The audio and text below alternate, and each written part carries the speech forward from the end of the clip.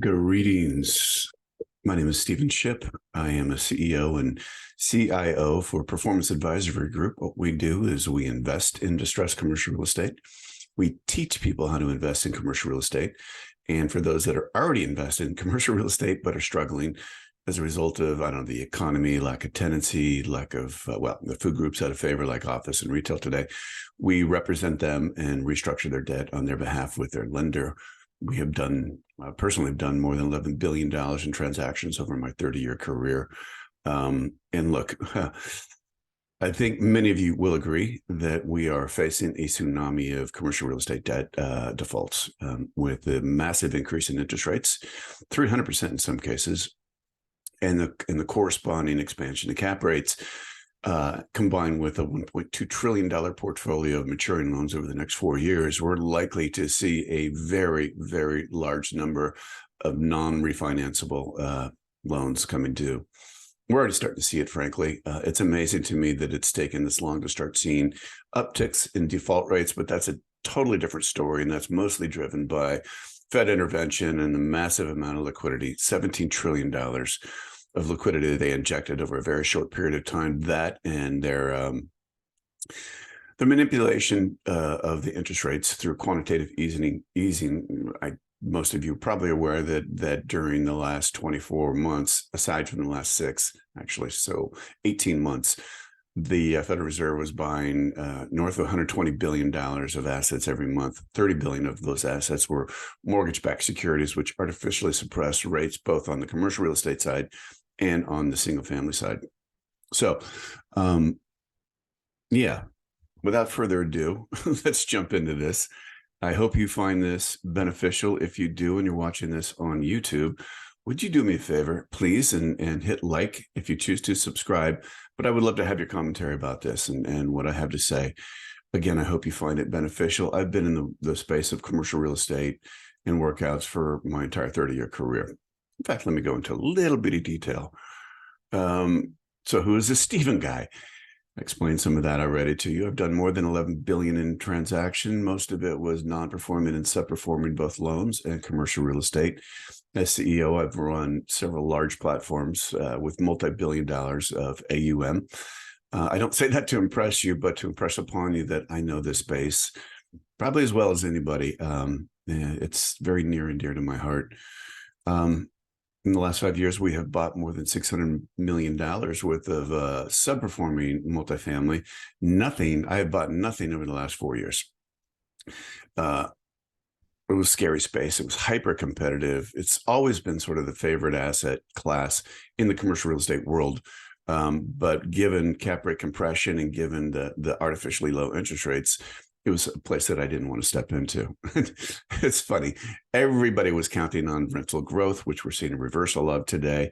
And a slight lift in the property will allow them, like new flooring, new countertops, new appliance package, upgrade to the common areas will allow them to lift rent significantly. That game is over, at least for a while, my friends. The next game, at least from my perspective in the multifamily space, is likely to be acquiring distressed assets, a development that no longer is feasible, so you're able to buy it from either the existing borrower or from the lender once they foreclose, or sell it to a receivership, or buy an asset that due to cap rate expansion as a result of increase in interest rates, you're able to acquire it at much more favorable pricing. This will be my 4th downturn. And what I have seen historically is it takes 3 to 4 years before the market sees a level of capitulation, whether it's the stock market or commercial real estate, and that's the time to start buying. I'm a contrarian thinker. I look at these downturns not as necessarily bad news, because we need to come to balance, right? We need to find a balance where equilibrium occurs on the supply and demand side, and we've been so out of balance for the last 2 years. But I also look at it as a huge opportunity to buy assets at generational lows and create generational wealth as a result of doing so. I created a course called The Code to Generational Wealth, where we actually, again, teach people how to invest in distressed commercial real estate. It's been the #1 investment over the last 100 years, outstripping the S&P by a whopping 700%. the vast majority of the wealthy Americans have made the vast majority of their wealth by investment in commercial real estate. Millionaires and billionaires, more millionaires and billionaires are made during the down cycle than are made during the up cycle. And we're about to see that. Commercial real estate is, from a tax perspective, the most protected asset class. And I don't know if that's going to stick around for too much longer, but it's an extraordinary means by which you can compound the wealth effects. And it's going on sale. It's going on sale at discounts that we haven't seen in a long time. Back in '92, I was running 3 different divisions of commercial mortgages for one of the top banks in the country. And we were selling assets at pennies on the dollar, not because we wanted to, but that's what the market was calling for. There was an entity out there called the RTC, Resolution Trust Corps, that they were formed solely to liquidate S&L assets. It was a disaster from every perspective, but we're starting to see pricing today similar to what we saw back then. Assets are being sold at a fraction of their replacement value. And those deep discounts is where, again, generational wealth is being made and will continue to be made over the next few years. I'm an investor, author. I wrote the #1 best-selling book called Commercial Loan Workouts, the 3 Ps. It's on Amazon, or you can go to our website and find it there and do a download. It's more of a blueprint. It's only like 26 pages. And a lot of the content I'm going to cover today, but it's a nice little resource for you. I'm a speaker. I've spoken at multiple events. I've done engagements with JLL, CBRE, Newmark Merrill, a variety of groups that are looking to round out their wealth of knowledge. Having spent 30 years in the space of distress, I kind of bring a unique perspective to the equation, both as a lender, having run large divisions and actually started and got approved a special servicing group for one of the banks that I ran. But I've also been CEO and CIO of very large investment platforms with more than 10,000 investors and more than $6 billion in AUM. So I've got sort of both sides of the equation, and then 3 decades of unique experience. And by the way, I love doing this. I really enjoy sharing my wealth of knowledge. I hope you find it valuable. And I don't share what I've shared with you to impress you, because I'm sure it's not impressive to most, but I share it to impress upon you that I have deep roots in this space. And from a workout perspective, it's taken me a long time to come to the conclusion that there's really 3 Ps that need to be involved in every loan workout, and that is a business plan, a comprehensive pro forma, and a lender proposal. Those are the 3 Ps, but we'll cover that as we go deeper into this. First thing is, you must know exactly who your lender or your servicer is. I'm going to use lender and servicer interchangeably. So life companies oftentimes have a third-party servicer.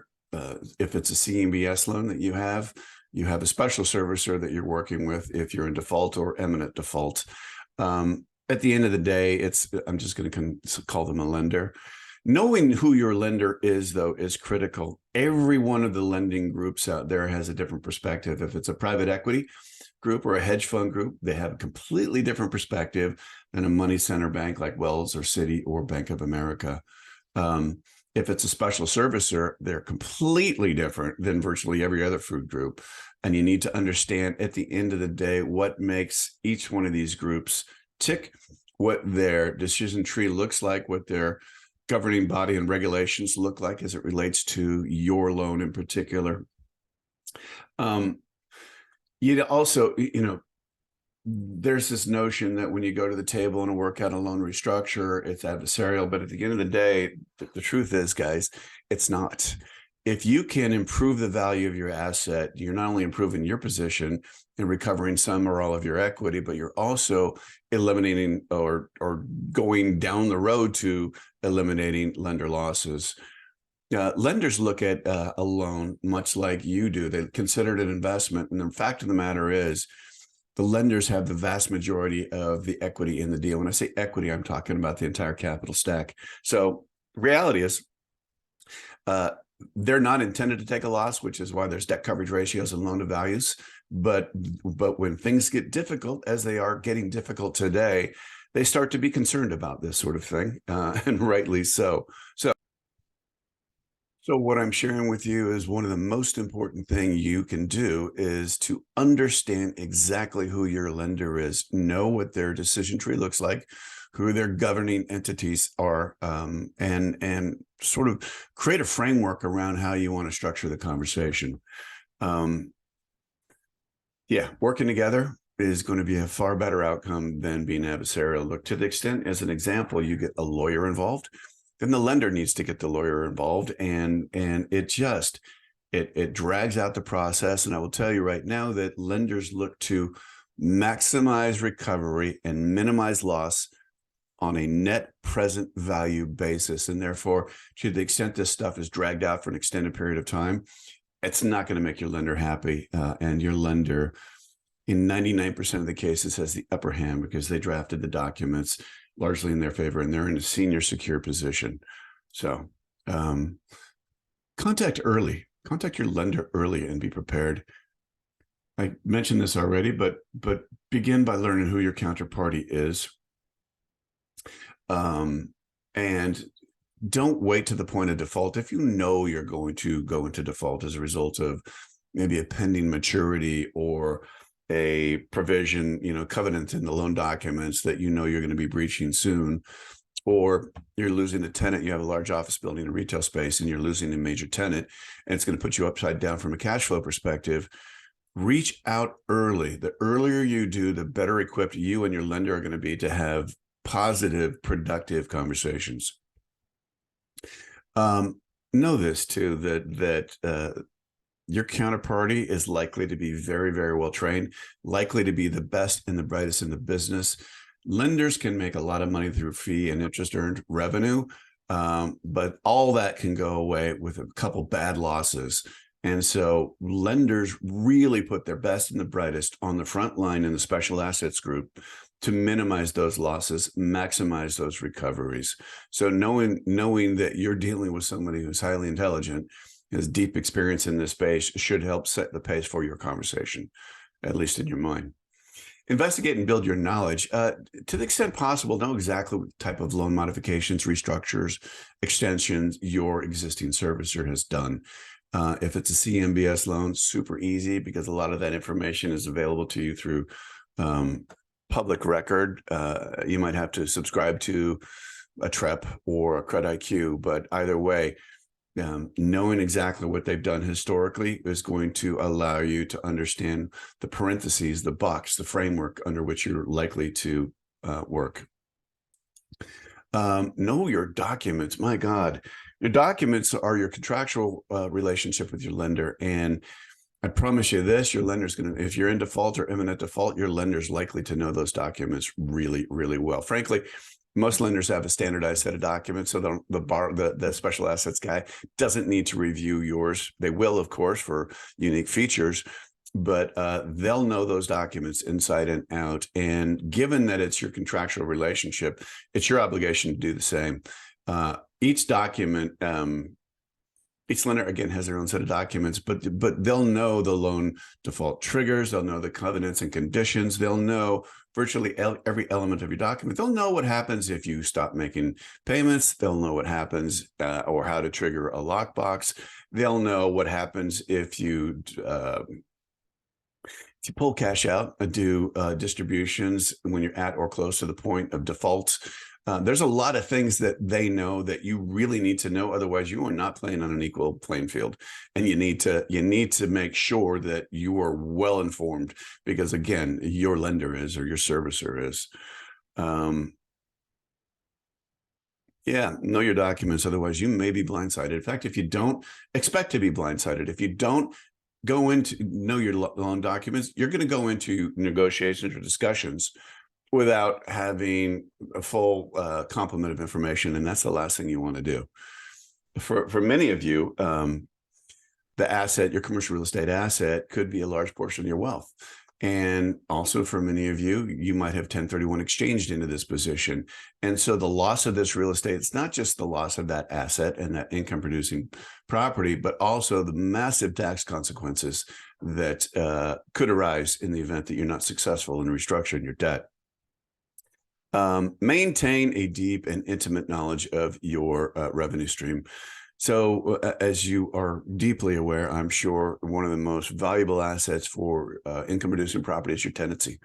And so having good, intimate relationships with your tenants and the knowledge associated with those tenants is going to be critical. When I say knowledge, as an example, if you have the right, and you should have the right under your loan or your lease agreements to request periodic financial information, you should be doing that. You should be analyzing it. You should be in a situation prepared to discuss that with your lender, especially in today's environment where there's businesses that are just barely making it or failing to make it, and or are asking for concessions.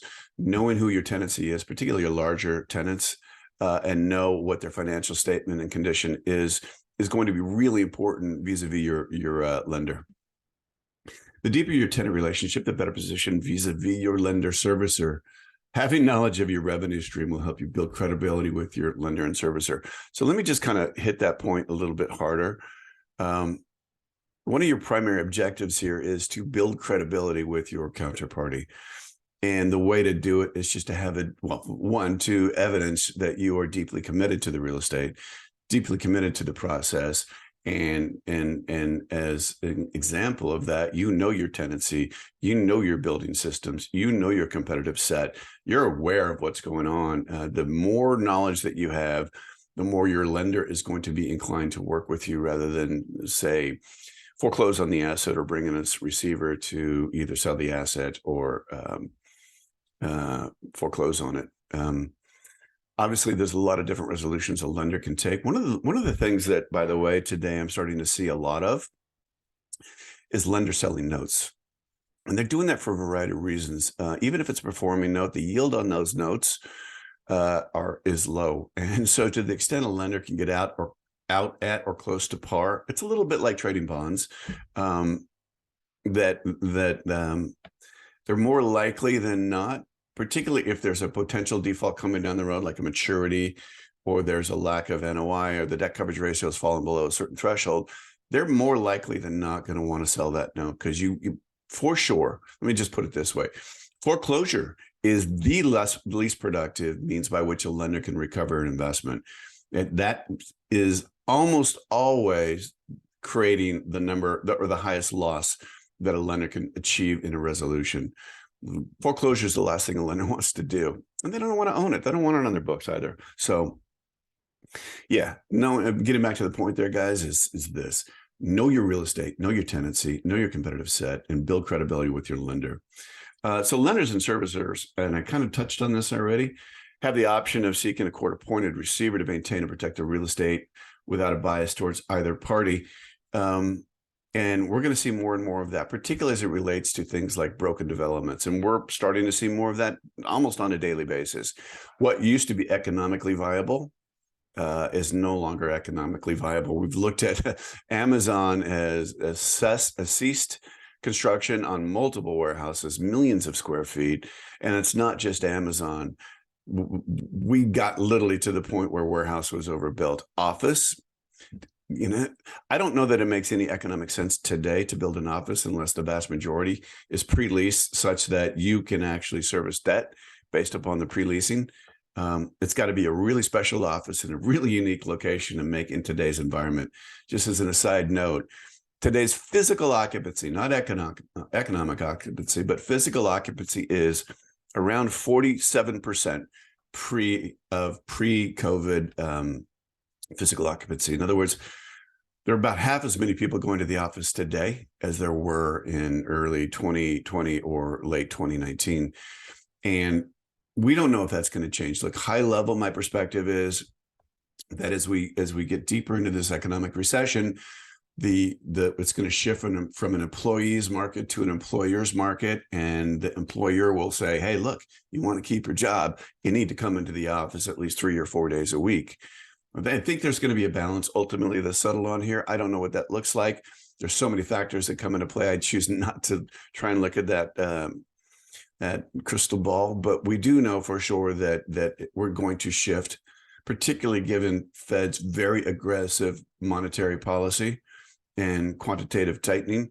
that we're going to see an increase in unemployment. We're going to see a shift from employee control to employer controlled, much like we're seeing the shift from a seller's market to a buyer's market today, both on the commercial real estate and the single family side. So look, I mean, what I've talked about thus far is really, well, a variety of things, but building confidence vis-a-vis your lender that you know what you're doing, that you are deeply committed to the real estate, you know all aspects of it, and the competitive set is critical, because they can easily appoint a receiver. Takes you out of the equation. You no longer control the real estate, no longer control the cash flow, and it's very easy for them at that point to have the receiver market and sell the real estate, which takes you out of the equation entirely. So I hope I made it really clear. Building confidence, building a relationship with your counterparty by having a wealth of information that you're willingly sharing with them, and then coming to them early in the equation rather than after a default, will make all the difference in the world. And there's more, obviously. Know your property. I've kind of talked about this already, but be able to identify and quantify any necessary capital repairs, deferred maintenance, and importantly, health and safety issues. They need to know these things. They will know these things. If it's a default, they have the right to send in an appraiser and somebody to do a property inspection report, which they will do. And so they will know this. So bring it to their attention, do it early. And by the way, in the right situation, that gives you credibility and it gives you points of leverage. You don't want to either downplay or overstate the issues associated with the real estate, but you want to be straightforward and really clear as to what you're dealing with. Again, building credibility.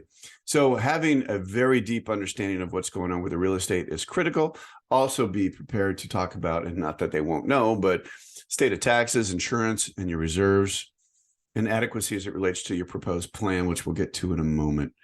Conversely, lack of knowledge of this information will lead to a lack of faith in your commitment to the real estate.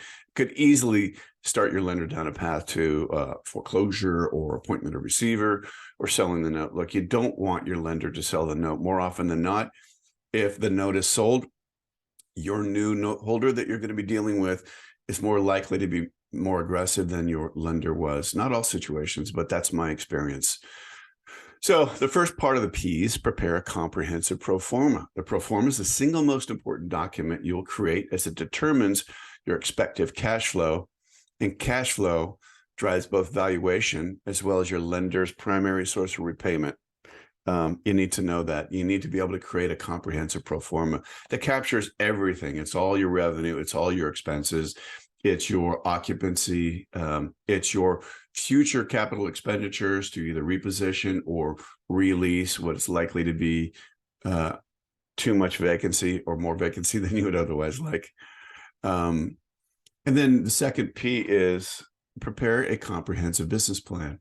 So once you've got a decent idea as to what your pro forma looks like, and frankly, we can go in reverse. It could be you're going to prepare a business plan first, and then you prepare a pro forma after that. It depends on where you're at with your real estate. Personally, I like to start with the business plan, so you have a rough idea as to exactly what you think needs to happen at the real estate level to get it back to the point of performing or maximizing its performance.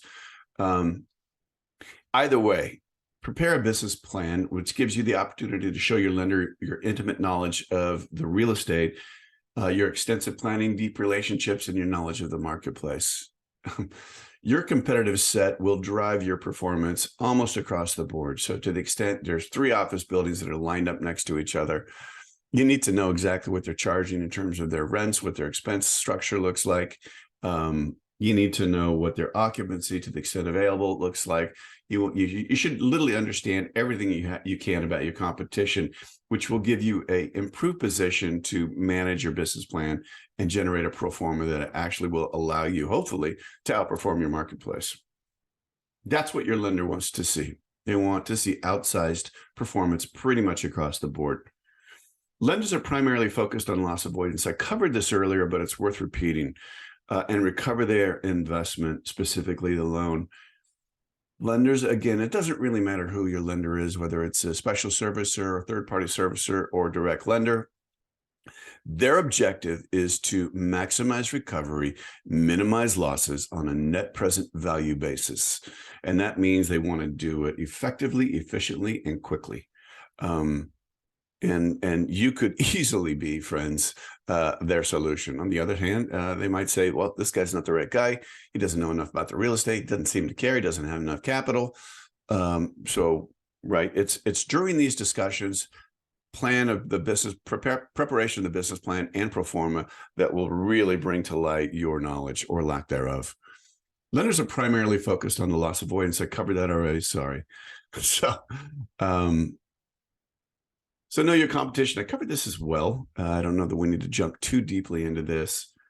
Know your relative place among the competitive set. Look, don't overestimate. Don't live through confirmation bias, or a frame of reference or perspective that doesn't allow you to see facts as they stand.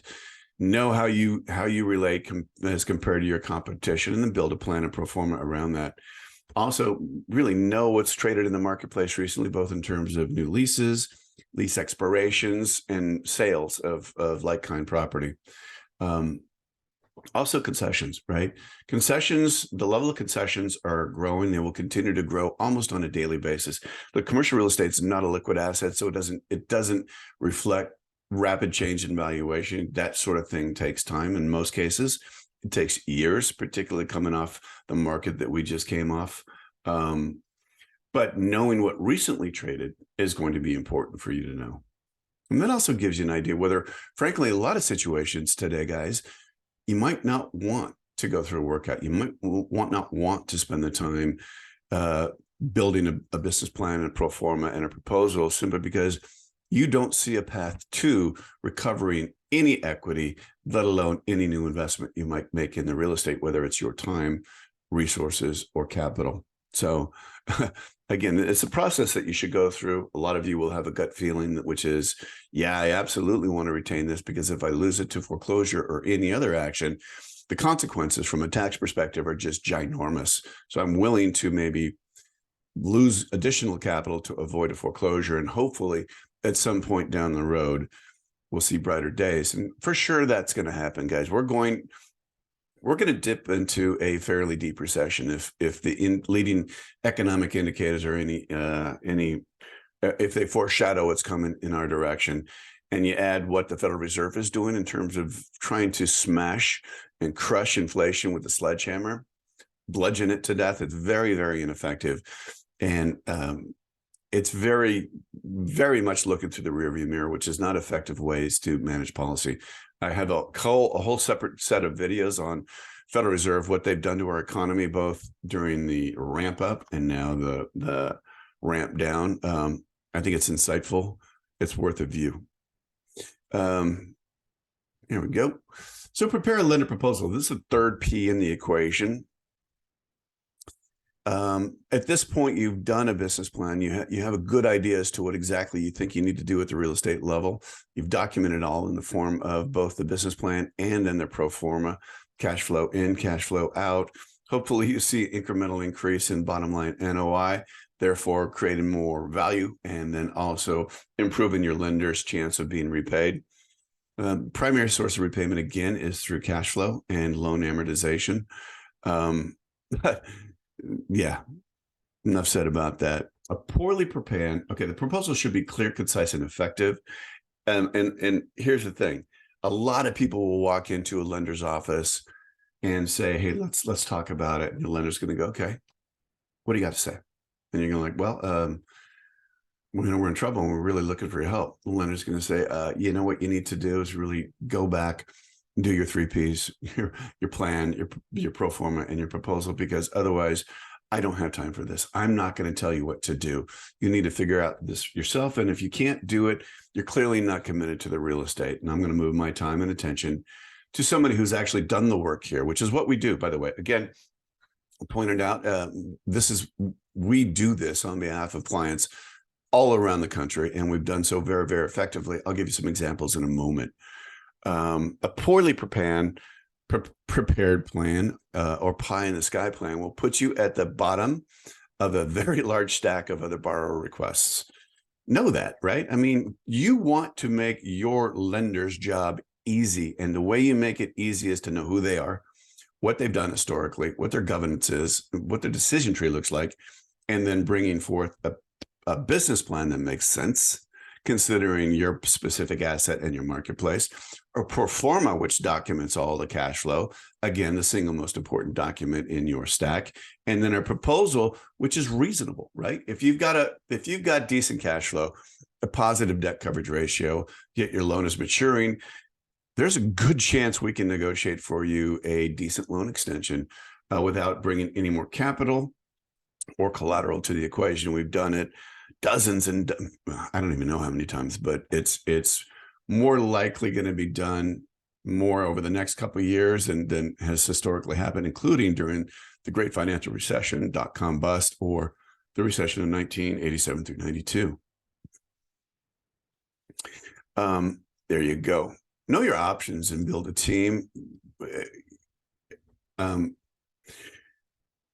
Having a clear understanding of what your future cash flows look like is going to be critical, because it's going to be your own decision tree. It's not just a decision tree for your lender. It's also going to help inform you about not only what your options are, but whether or not you even want to go down this road, as I mentioned earlier. Be reasonable in terms of what you request of your lender. Capital, new capital, is always king, right? To the extent you can bring new capital to the table, that's almost always a direct offset to the lender's loan loss exposure. So they love to see it. And by the way, just because, as an example, you've been feeding the property for the last 6 months or year, doesn't mean that lender's going to give you credit for that. In fact, expect that they won't. You can't say, oh, I've just, look, over the last 12 months, I've dumped another $1 million out of my own pocket to keep debt service current. That doesn't really matter. It's not what you have done for me historically. It's what you're willing to do on a go-forward basis. And that's a huge mistake that a lot of borrowers are making. They feed the asset every dime they've got, and they come to the conclusion, I can't do this anymore. And then they want to go meet with the lender. Not a good idea, guys.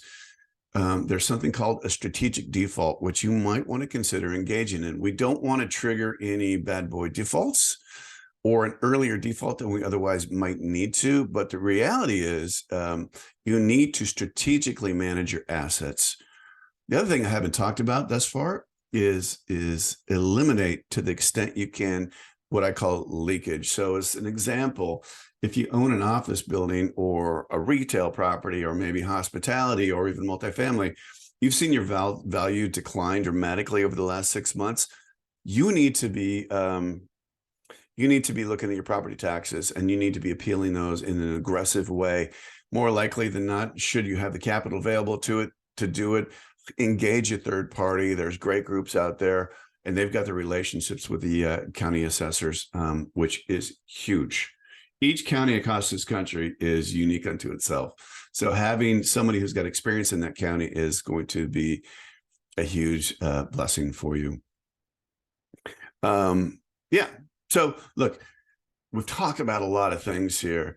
At the end of the day, what's available to you in terms of a restructure, hopefully you will have spent a little bit of time, talking to some of your counterparts, people who own similar assets in a marketplace that also have a loan with, either that lender or a similar lender. And so you know what they're doing, whether it's some sort of forbearance associated with COVID, or loan extensions, or maybe moving the asset or the loan from fully amortizing to interest only, giving you a break in your interest rates, waiving some covenant defaults, extending the maturity, more comprehensive restructures like a B note, where they carve off, the part that's not likely to be recoverable in the near term, and creating a loan that is sustainable in terms of cash flow, debt service, etc. They'll look for you to potentially do things like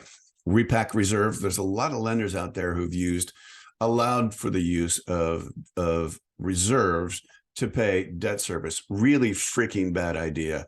The only reason why that got done in many situations is it might have been a CMBS loan, which is not controlled by some of the governing entities here in the U.S., Or it could be that your lender was given a pass in terms of mark-to-market requirements, and that allowed them to do things that they otherwise normally wouldn't do.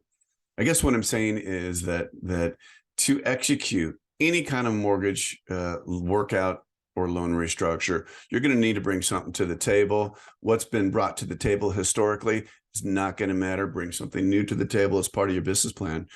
And look, if you want to just give me a call and or book a strategy session with me, I'm happy to walk you through, specific to your asset and your loan, exactly what your options might or might not be.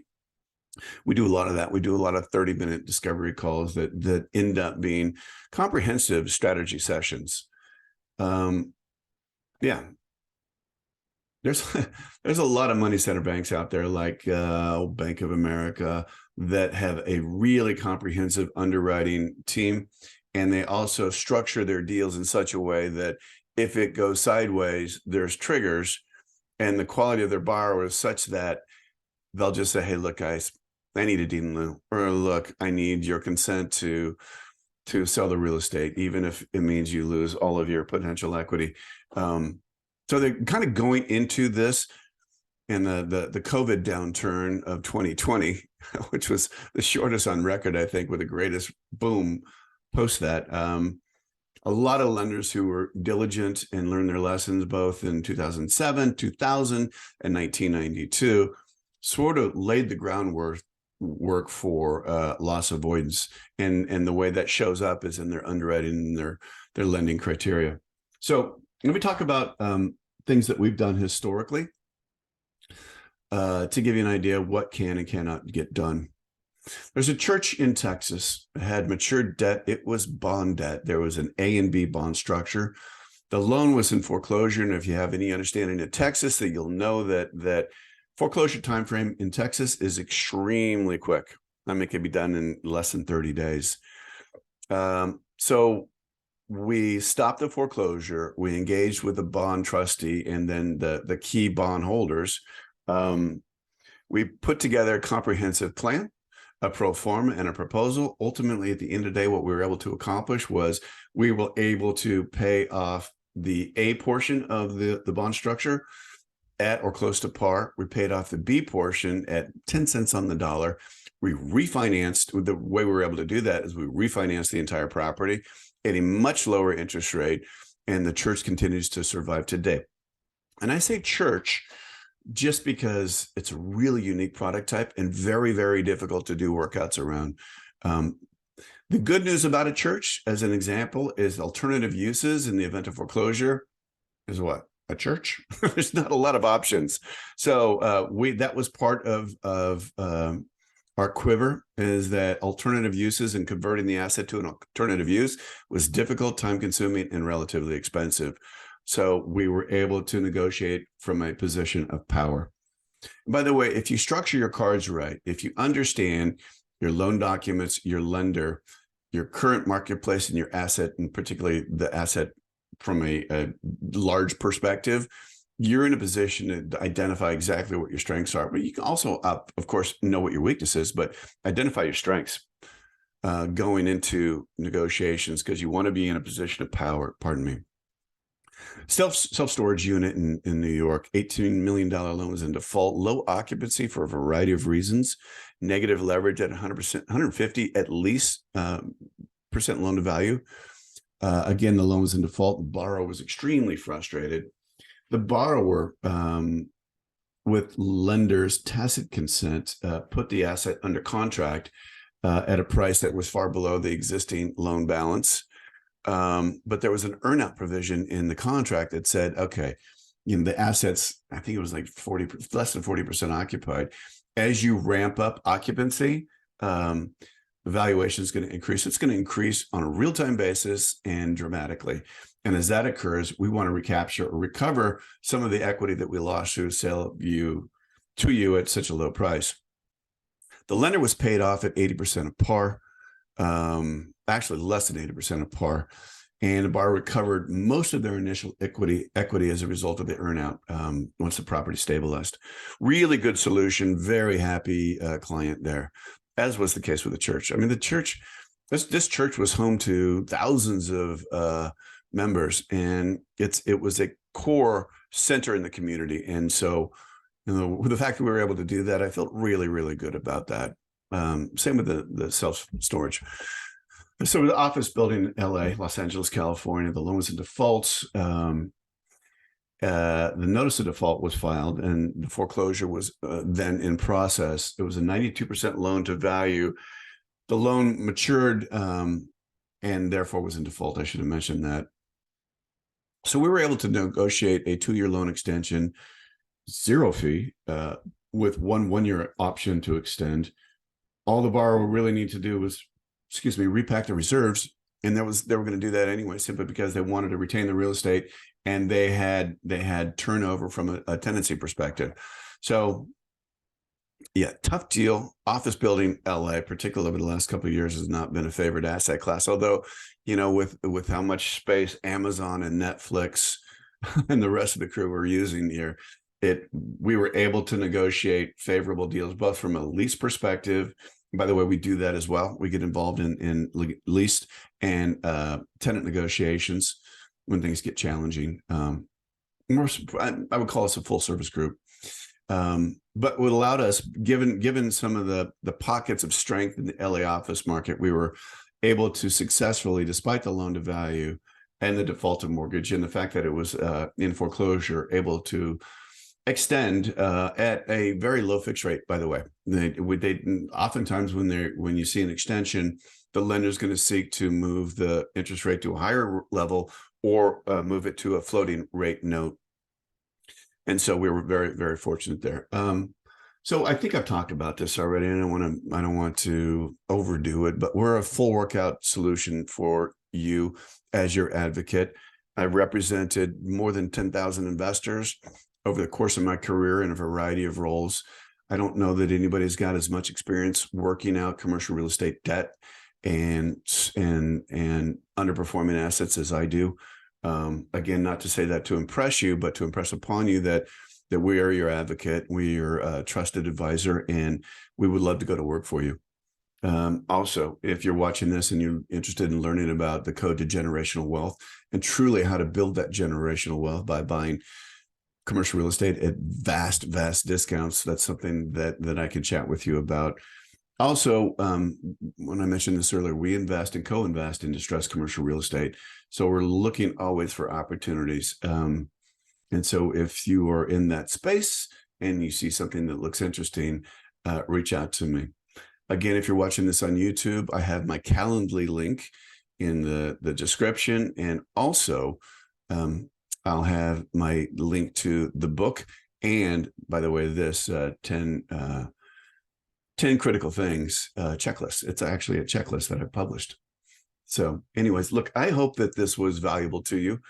I know we covered a lot here today. It's taken me a lot of years to accrue this knowledge. Hopefully you found it valuable and somewhat entertaining. Not likely, but I hope you did. God bless you. Have a great day, and look forward to being in touch with you.